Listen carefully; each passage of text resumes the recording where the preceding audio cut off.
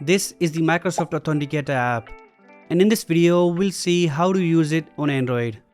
So let's get started. So quickly install it and open it.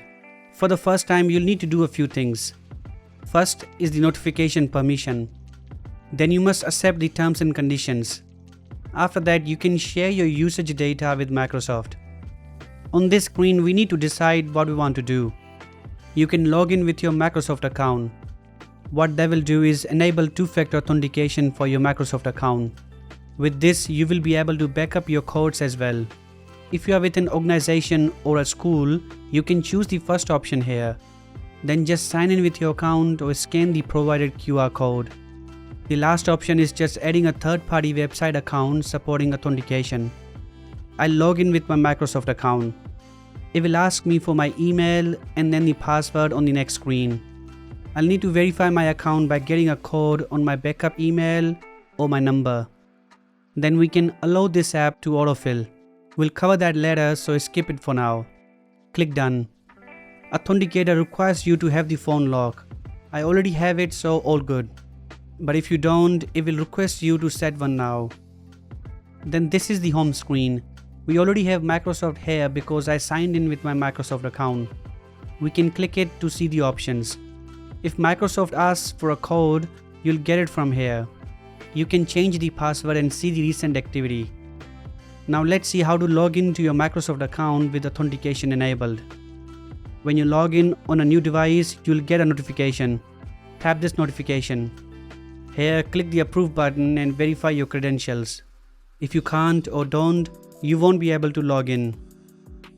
So this was using with the Microsoft account. Now we'll add a third-party account.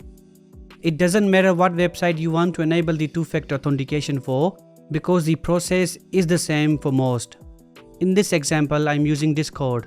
First, you need to go to the authentication settings for your account. Sign into your account and then the authentication settings are in your profile. It will be either under your profile or security settings. For Discord, the authentication settings are here.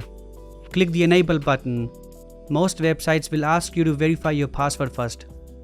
Then you'll see something like this, a QR code and a key.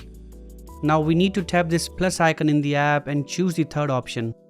You'll notice this camera and we have to scan the barcode. If you're on the same device and you can't scan the barcode, you can copy this key and click here and then put in your account name and the key. It should work fine. On different devices, show this camera to the provided barcode. It will automatically add the account. Now tap this account and you will see the code. We need to insert this code here to complete the setup. Done. Most websites show a backup method to log in case you can't access the app. You will either have to download the backup codes or add your phone number. Let's download backup codes. Great. Now whenever you sign in on this website, you must insert the code from your app. Now let's quickly look at other features of Microsoft Authenticator. The app can save, store and suggest passwords. We need to turn on autofill from here. Then whenever you log into an app, you'll see your details here. Otherwise, it will suggest a strong password while creating a new account. We can also generate passwords by tapping this plus icon. Payments is where your cards are stored. You can save payment cards and copy details with one tap. Then are addresses.